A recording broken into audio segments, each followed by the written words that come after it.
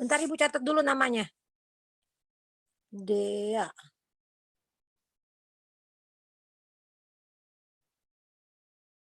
Diaul Aulia. Terus satu lagi Salwadia.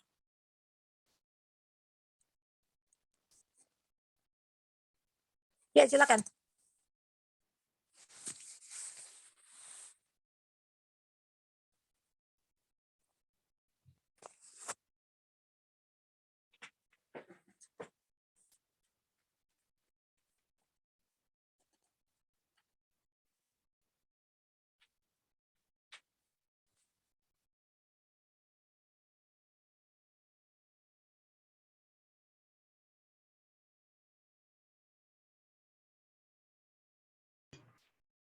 Ya, Assalamualaikum warahmatullahi wabarakatuh. Perkenalkan, kami dari kelompok 3 akan membahas bagaimana sejarah gerakan feminis mulai dari gelombang pertama, kedua, dan ketiga. Perkenalkan, saya sendiri Dea Putri, dan kemudian ada anggota saya Diaul Aulia dan Salwadia Zahra. Selanjutnya akan saya serahkan kepada partner saya untuk melanjutkan penjelasan. Terima kasih.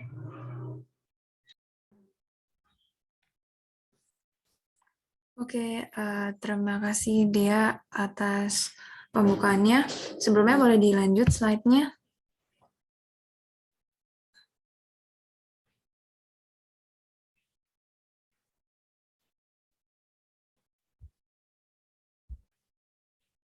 Belum berganti ya slide-nya.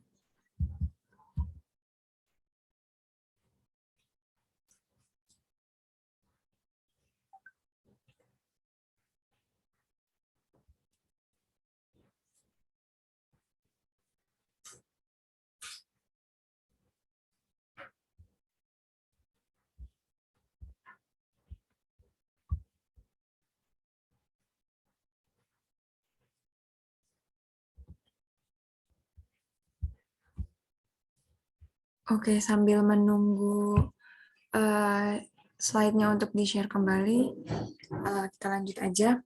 Jadi di bagian pertama itu kami akan membahas mengenai pengertian dari feminisme itu sendiri, di mana feminisme ini terkait dengan gender. Seperti yang sudah dijelaskan oleh kelompok sebelumnya, gender ini sebenarnya adalah sebuah konsep budaya yang terlahir melalui adanya jenis kelamin. Dan di dalam proses kebudayaan ini akhirnya menjadikan adanya perbedaan perlakuan di antara perempuan dan laki-laki itu sendiri di dalam kehidupan sehari-hari. Dan kemudian akhirnya menjadikan adanya stereotip gitu terhadap perempuan dan laki-laki di masyarakat sendiri. Gender ini di dalam feminisme kontemporer lebih mengacu kepada persamaan hak seperti partisipasi perempuan dalam pekerjaan, pendidikan, kebebasan untuk mereproduksi, dan kebebasan di dalam seksualnya. Feminisme kontemporer ini dikemukakan oleh 3 akademisi Amerika yang terkenal, yaitu yang pertama ada Judith Butler, Eve Kosofsky-Sedgwick, dan Donna Haraway, di mana mereka ini merupakan 3 figur pujaan di dalam paham feminis. Dan mereka juga telah memberikan beberapa cara menarik dalam memandang feminisme itu sendiri.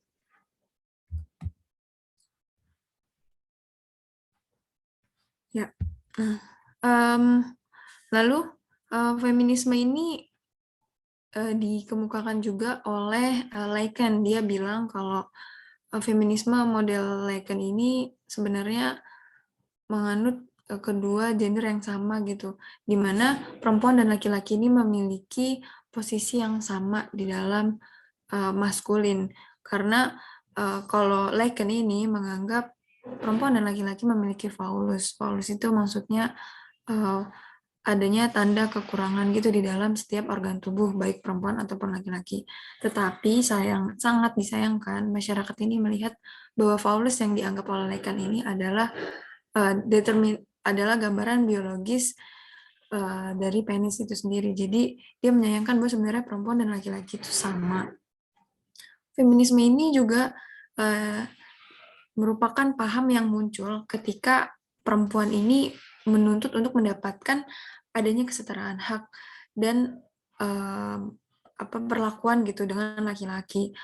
Oleh karena itu, biasanya feminisme ini muncul akibat dari adanya keyakinan perempuan untuk mengubah ketidaksetaraan ini di dalam ranah sosial.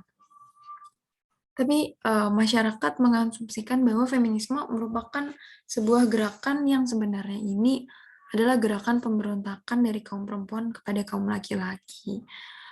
Usaha-usaha pemberontakan ini dianggap keluar dari kodrat maupun fitrahnya perempuan di dalam hidup gitu.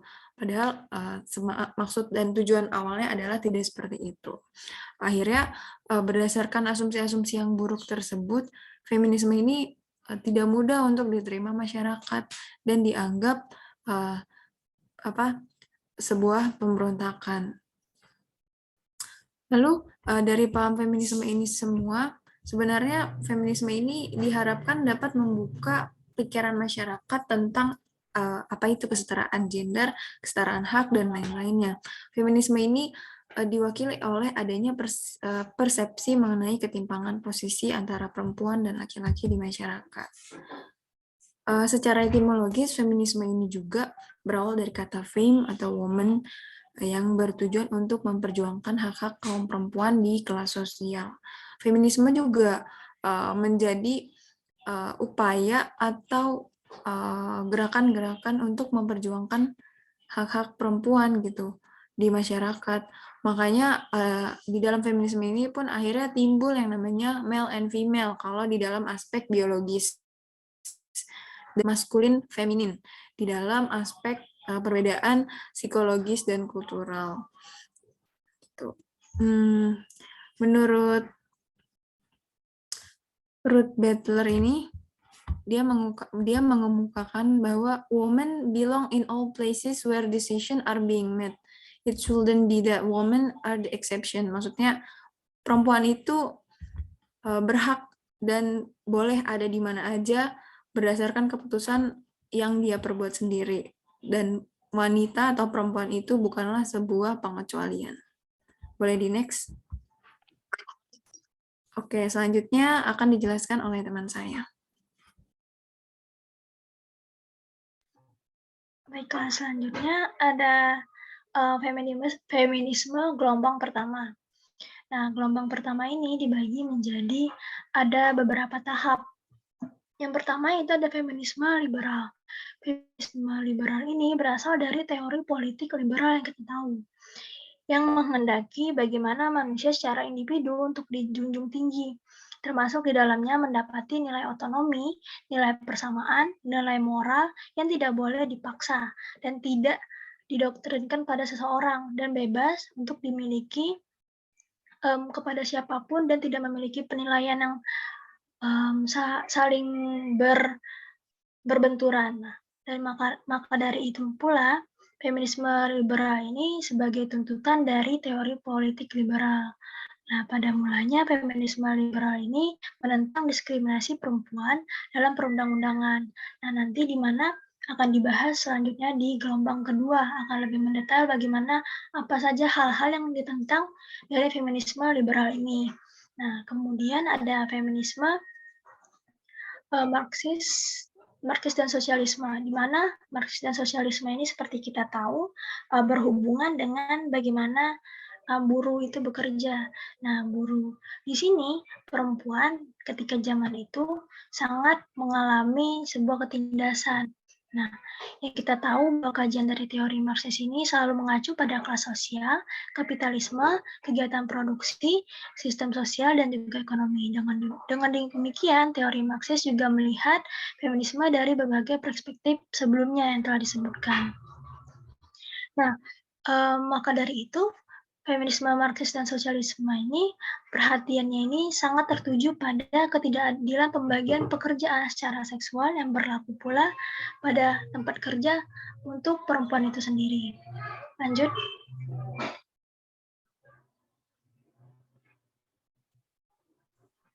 Nah, kemudian yang selanjutnya ada feminisme radikal, di mana feminisme radikal ini berpusat pada permasalahan perempuan yang terkait produksi dan seksualitas perempuan. Nah, konsep patriarki menjadi sumber asumsi dasar dari perspektif feminisme radikal, di mana patriarki dalam pandangan Weber menjadikan posisi ayah begitu dominan dalam keluarga.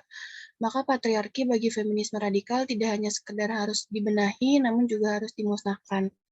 Asumsi dasar dari feminisme radikal bahwa patriarki merupakan sebuah sistem kekuasaan dalam keluarga maupun masyarakat. Nah, dalam perspektif ini, patriarki dianggap sebagai penyebab dari keterbelakangan perempuan.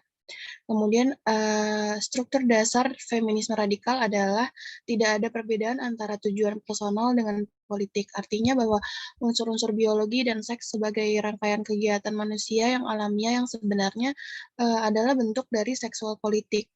Keadaan biologis laki-laki yang akhirnya membuat mereka lebih tinggi kedudukannya dibandingkan dengan kaum perempuan. Nah, kemudian menurut feminisme radikal ini kekuatan laki-laki itu memaksa melalui lembaga personal seperti produksi, pekerjaan rumah tangga, perkawinan, dan sebagainya. Kekuasaan laki-laki terhadap perempuan tidak pernah disadari dan hal itu dianggap sebagai bentuk penindasan terhadap perempuan. Akhirnya kembali lagi bahwa penindasan terhadap perempuan terjadi karena sistem patriarki. Tubuh perempuan merupakan objek utama penindasan oleh kekuasaan laki-laki.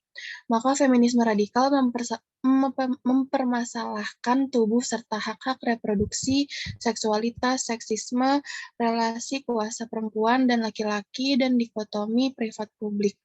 Kemudian yang terakhir, gerakan feminisme radikal dapat diartikan sebagai gerakan perempuan yang bertujuan dalam realitas sosial.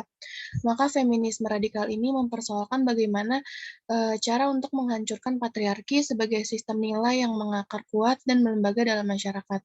Nah, strateginya dalam mewujudkan cita-cita tersebut adalah pembebasan perempuan, misalnya melalui organisasi perempuan yang memiliki otonomi serta melalui kultural feminism. Next.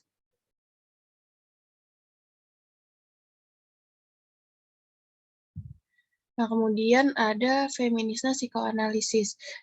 Berdasarkan konsep Freud, seperti tahapan Oedipal dan kompleks Oedipus, bahwa mereka melakukan klaim bahwa ketidaksetaraan gender ini berakal dari rangkaian pengalaman pada masa kanak-kanak awal mereka yang mengakibatkan tidak hanya bagaimana cara laki-laki dalam memandang dirinya sebagai sesuatu yang maskulin dan perempuan memandang dirinya sebagai feminim, tetapi juga mengakibatkan cara pandang masyarakat yang menganggap maskulinitas lebih baik dibanding feminitas. Freud mengatakan bahwa sisi seksualitas antara perempuan dan laki-laki itu berbeda. Asal dari perbedaan tersebut adalah adanya perbedaan fisik antara perempuan dan laki-laki, yaitu perbedaan biologis di antara mereka. Nah, menurutnya dalam perkembangan ke arah manusia dewasa, anak itu harus dapat melewati berbagai tahap perkembangan psikoseksual seperti tahap oral, tahap anal, tahap palik, tahap latensi, dan tahap genital. Nah, kemudian saya mengambil dua pendapat ahli mengenai feminisme psikoanalisis, yaitu yang pertama ada Sigmund Freud. Menurutnya, anak-anak mengalami tahapan perkembangan psikoseksual yang jelas dan gender dari setiap orang dewasa adalah hasil dari bagaimana mengatasi tahapan ini. Nah, maskulinitas dan feminitas dianggap sebagai produk dari pendewasaan seksual. Jika anak laki-laki berkembang secara normal, maka mereka akan menjadi laki-laki yang maskulin seperti yang diharapkan, dan sebaliknya jika perempuan berkembang secara normal, maka mereka akan menjadi perempuan dewasa yang memiliki sifat feminim. Nah, selama masa latensi seksual, anak laki-laki mulai mengembangkan apa yang disebut oleh Freud sebagai superego. Superego ini adalah internalisasi anak laki-laki atas nilai ayahnya yang merupakan kesadaran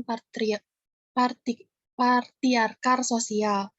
Anak laki-laki yang berhasil menyelesaikan kompleks Oedipus dan kastrasi akan menghentikan cintanya kepada ibunya, kemudian ia akan belajar untuk tunduk kepada otoritas ayahnya. Pengalaman perempuan atas kompleks Oedipus dan kastrasi sangat berbeda dengan pengalaman laki-laki tadi. Seperti anak laki-laki, objek cinta pertama anak perempuan adalah ibunya.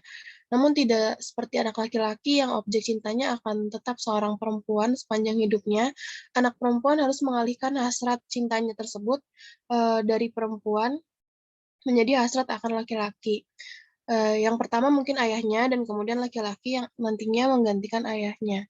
Menurut Freud, transisi dari objek cinta perempuan ke objek cinta laki-laki dimulai ketika anak perempuan menyadari bahwa ia tidak memiliki penis. Kemudian, menurut Dorothy Dinnerstein, menurutnya hubungan gender pada saat ini terdapat 6 karakteristik. Yang pertama, adanya keobsesifan seksual laki-laki yang lebih besar, di mana laki-laki ini berharap untuk dapat mengatasi ketidakmampuannya di masa lalu untuk menguasai ibunya secara total, dengan nantinya menguasai secara total istri atau kekasihnya. Nah, kemudian yang kedua, perempuan itu dibisukan dari golongan seksual atau erotisnya. Nah, dalam hal ini, perilaku seksual perempuan hanya diarahkan untuk memuaskan laki-laki. Kemudian yang ketiga, perasaan bersalah menjadi salah satu hubungan gender saat ini, di mana perempuan merasa bersalah karena ia meninggalkan ibunya. Nah, untuk merasa nyaman mengenai hubungan seksualnya, maka seorang perempuan ini harus percaya bahwa hubungan yang melandasinya saat ini adalah seperti hubungan dengan ibunya. Kemudian yang keempat, seorang perempuan selama ini dianggap sebagai benda dan sementara laki-laki dianggap sebagai saya. Yang kelima, adanya ambivalensi umum terhadap tubuh, di mana manusia dianggap membenci tubuh yang membatasi kendali. Ambivalensi ini dianggap lebih intens terjadi pada perempuan, di mana di satu sisi tubuh perempuan sangat kuat karena mampu mempresentasikan segala kekuatan kehidupan seperti hamil dan melahirkan, namun di sisi lain tubuh perempuan juga mengeluarkan darah.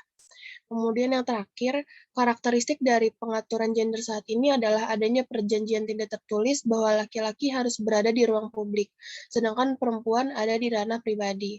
Nah, pemecahan yang menarik yang ditawarkan oleh Dinnerstein ini adalah atas pelimpahan kesalahan kepada perempuan, yaitu pengasuhan ganda. Bisa di next.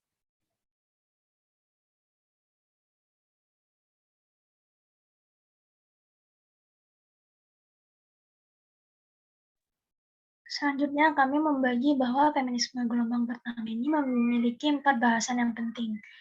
Yang pertama, feminisme gelombang pertama ini di mana awalnya perempuan ini menyadari bahwa banyak hak-hak mereka yang tidak dipenuhi ataupun hak mereka yang ditindas. Maka dari itu, ditujukan untuk kebebasan perempuan. Awal dari bagaimana mereka akhirnya memutuskan untuk melakukan sebuah perjuangan untuk memperjuangkan kebebasan perempuan tersebut. Yang dimana yang kedua, perempuan ini mulai menyadari bahwa banyak di berbagai hal itu merugikan dalam berbagai bidang dengan adanya nilai patriarki yang kental. Nah, di mana ini dimulai pada awal kemunculan dari abad ke-19 hingga awal abad ke-20 berfokus pada ketidaksetaraan hukum, khususnya terkait masalah hak pilih perempuan, hak pendidikan, kondisi kerja, dan penghapusan standar bagi gender.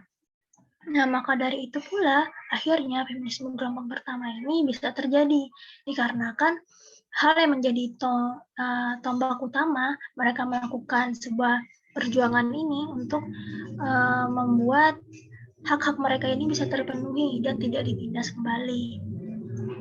Nah, maka dari itu, feminisme gelombang pertama ini, terutama di Amerika, ketika itu dianggap telah berakhir ketika disahkannya Amandemen ke-19 Konstitusi Amerika Serikat 1920 yang memberi perempuan kulit putih hak untuk memilih di Amerika Serikat. Nah, tetapi nyatanya di feminisme gelombang pertama ini itu belum cukup untuk memenuhi hak-hak perempuan ini, maka terjadilah feminisme gelombang kedua. Nah, lanjut.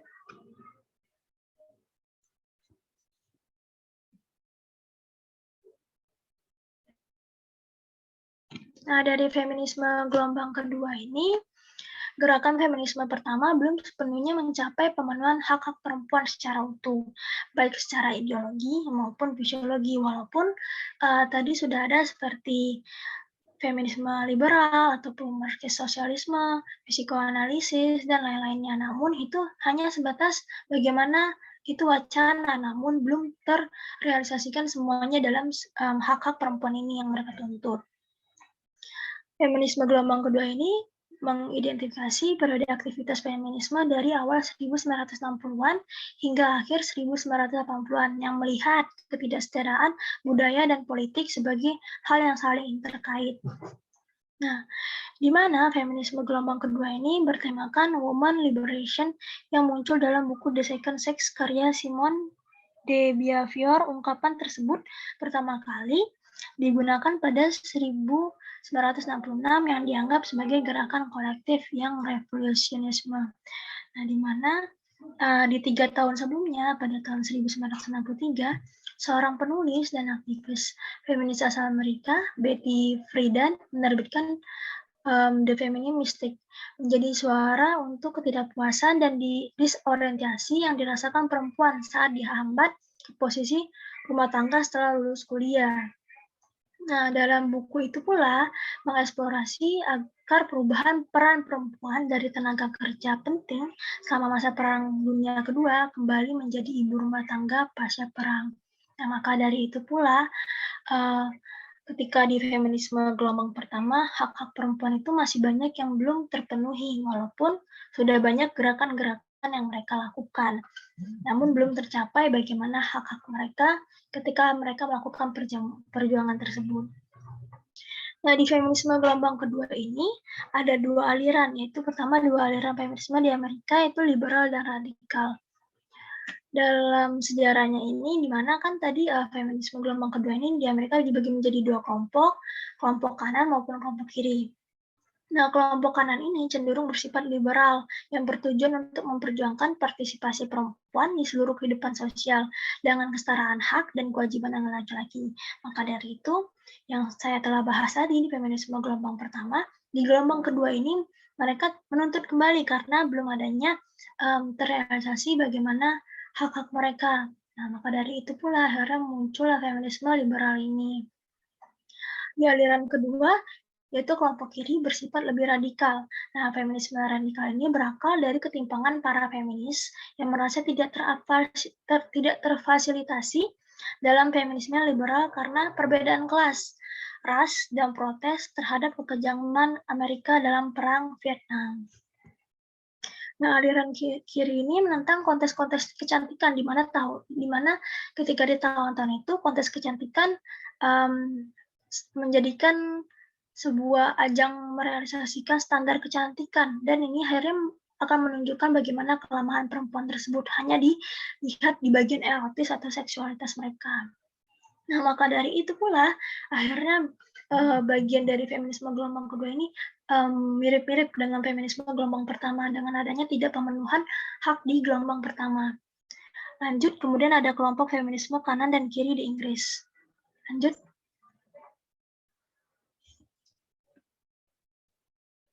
Nah, sementara ada di feminisme di bagian Amerika, ada pula kelompok feminisme kanan-kiri di Inggris.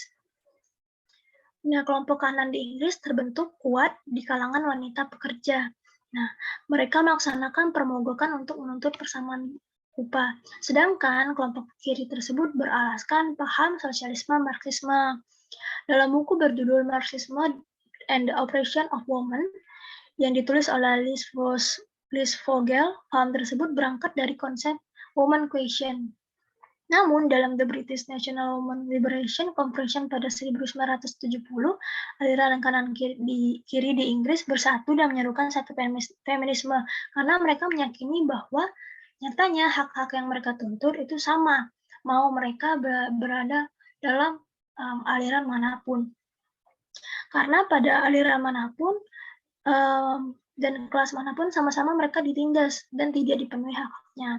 Mereka secara kompak menuntut persamaan upah, persamaan pendidikan, kesempatan kerja, alat kontrasepsi gratis, tempat penitipan anak 24 jam, dan ketersediaan aborsi sesuai kebutuhan.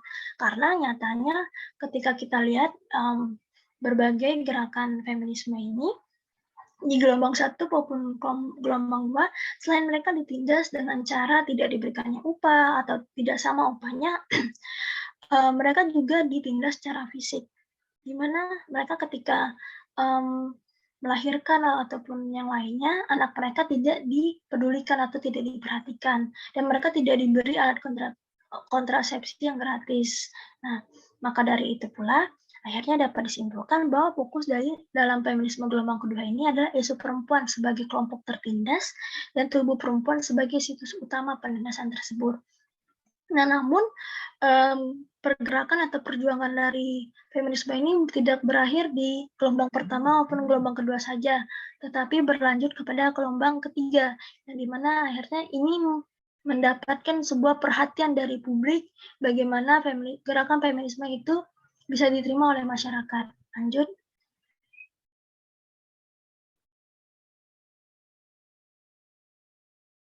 Lanjut.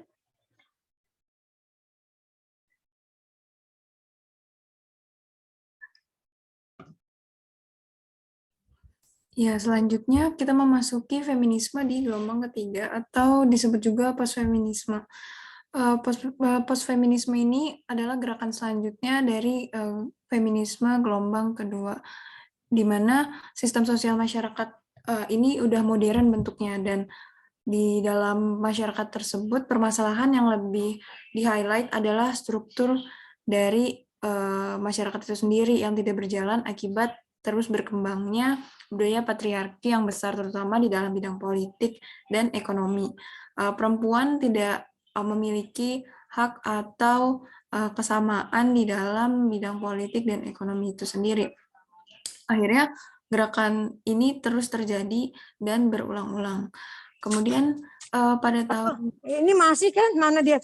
Kedengar suaranya, Bu? Masih, Bu? Iya. Oke, lanjutin itunya, presentasinya. Iya, Bu. Oke, dilanjut. Kemudian pada tahun 1967 dibentuklah Student for Democratic Society atau SDS, di mana mereka menyelenggarakan adanya konvensi nasional di Ann Arbor, terus dilanjutkan di Chicago di tahun yang sama juga. Akhirnya muncullah yang namanya feminisme radikal dan membentuk Women Liberation Workshop atau dikenal dengan Women's Lib.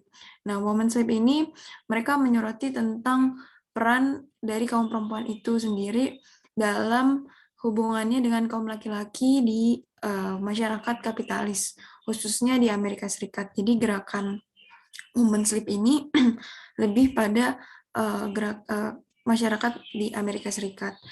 Lalu pada tahun 1968, Women's Lib ini sendiri melakukan protes terbuka kepada ajang Miss American Pageant kayak sebelumnya yang udah dijelaskan sama dia di gelombang kedua di Atlantic City. Nah, mereka ini berpikir bahwa sebenarnya beauty pageant ini itu sebuah komersialisasi dari tubuh perempuan itu sendiri.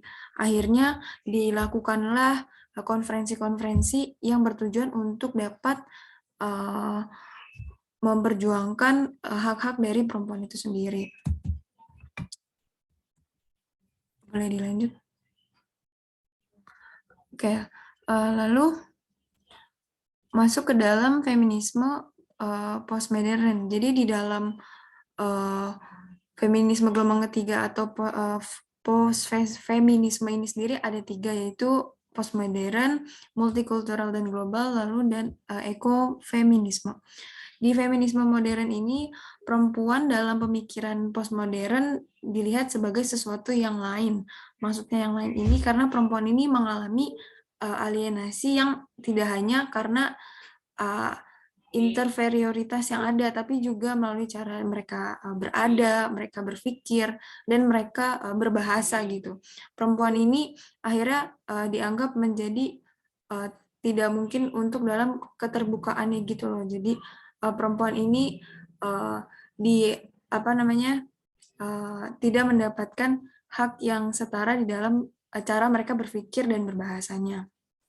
Selain itu, postmodern juga menggali tentang persoalan perempuan secara seksual, psikologis, dan sastra yang bertumbuh pada kebahasaan sistem sehari-hari. Lalu Freud menyimpulkan bahwa perempuan ini menjadi inferior karena mereka itu tidak mampu beradaptasi dengan lingkungannya. Tetapi menurut Lacan, aturan yang seperti ini itu adalah aturan laki-laki, yang sehingga membuat perempuan ini kesulitan gitu dalam mengekspresikan bagaimana mereka berperilaku, berbahasa secara maskulin. Makanya akhirnya terjadilah penindasan atas kaum perempuan dengan laki-laki secara berulang. Ada seorang novelis yang mengontraskan bahwa gaya penulisan perempuan dan gaya penulisan laki-laki ini sangat berbeda, di mana kalau laki-laki ini dianggap sebagai sesuatu yang lebih positif, aktif, berbudaya, dan sebagainya. Sedangkan untuk perempuan ini diasosiasikan sebagai sesuatu yang pasif, lalu malam, rendah, dan sebagainya. Lalu masuk ke dalam feminisme multikultural dan global. Feminisme multikultural global ini mendefinisikan bahwa penindasan perempuan ini sebagai sesuatu yang tidak hanya terjadi di satu kelas masyarakat gitu atau di satu lingkungan masyarakat, tetapi juga terjadi di ras, umur, agama, pendidikan, dan pekerjaan yang ternyata lebih mendunia gitu. Karena feminisme global ini juga mengatakan ketertindasan perempuan ini ada di feminisme pertama, kedua, dan ketiga. Jadi terus berjalan. Tapi di feminisme global ini lebih membandingkan adanya perbedaan di feminisme gelombang pertama dan ketiga. Karena feminisme di gelombang pertama ini dan ketiga sudah berbeda budayanya. Gitu. Lalu di Amerika Serikat ini akhirnya tumbuhlah yang namanya feminisme multikultural, di mana lebih mempermasalahkan bahwa ide-ide ketertindasan perempuan itu merupakan satu definisi yang harus dilihat oleh masyarakat luas gitu. Di mana pada akhirnya pemahaman atas feminisme multikultural atau global multikultural ini adalah sebuah pemahaman yang di mana pasti seorang perempuan akan tertindas oleh laki-laki karena perbedaan warna kulit. Nah, pemahaman dari feminisme multikultural ini menekankan pada kebudayaan di Amerika Serikat. Lalu yang ketiga ada ekofeminisme, di mana kelangsungan dari ekofeminisme ini merupakan kelangsungan hidup yang bertujuan untuk mencari keadilan dan perdamaian di antara perempuan dan alam. Jadi gerakan feminisme dan ekologis ini memiliki tujuan untuk saling memperkuat, di mana akhirnya mereka ini nantinya akan memberikan atau membangun pandangan terhadap dunia atas model-model dominasi yang terjadi. Menurut Karen J. Warren yang merupakan seorang tokoh ekofeminisme ini, dia melihat bahwa penindasan ini terjadi akibat adanya keyakinan pada dasar dan nilai sikap maupun asumsi yang mendominasi dari negara barat. Ekofeminisme ini mirip dengan deep ekologi atau ekologi dalam karena ini permasalahannya itu mengenai gerakan ekologi yang berpusat pada manusia itu sendiri yang dianggap sebagai alam adalah instrumen. Kemudian perempuan ini dan alam sering diartikulasikan sebagai dua hal yang sangat erat dan dekat karena permasalahan lingkungan yang terjadi ini tidak lepas dari yang namanya gender gitu. Pada akhirnya ekofeminisme juga mencoba untuk menjelaskan adanya hubungan di antara feminisme dan ekologi. Lalu di dalam ekofeminisme ini terdapat beberapa aliran menurut Tong pada tahun 2017. Menurutnya ada ekofeminisme alam atau yang disebut juga ekofeminisme kultural yang mana menganggap perempuan sebagai bagian dari alam itu sendiri dan sebagai makhluk ekologis yang unik.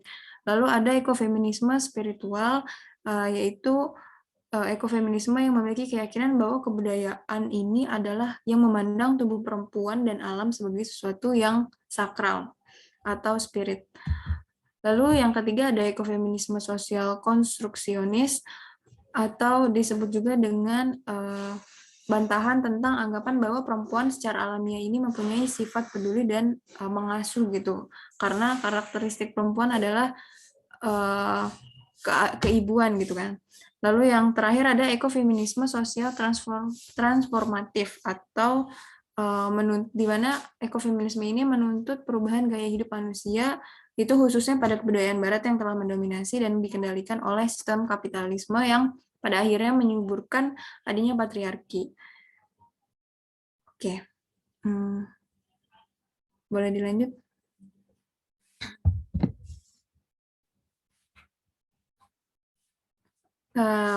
Sekian presentasi dari kelompok 3. Untuk lebih kurangnya saya kembalikan kepada moderator. Baik, terima kasih kelompok 3 atas presentasinya yang sangat baik. Mungkin dari teman-teman ada yang ingin ditanyakan kepada kelompok 3, saya buka sesi tanya jawabnya. Baik, kalau memang sudah presentasi, jadi kita mempelajari tentang feminisme itu dari berbagai macam hal ya. Artinya bahwa kenapa feminisme itu ada yang disalahgunakan, ada juga yang dikatakan bahwa itu adalah sesuatu yang sakral. Nah, mungkin nanti implementasinya akan berbeda-beda antara orang yang mensakralkan dengan orang yang menganggap hal itu adalah bagian dari suatu budaya. Ya, kita diskusikan di WA Group ya. Assalamualaikum. Waalaikumsalam, Bu. Oke, jadi sesi tanya jawabnya kita pindahin ke WhatsApp aja ya. Terima kasih semuanya. Terima kasih, moderator. Oke. Ini terkenal dengan julukan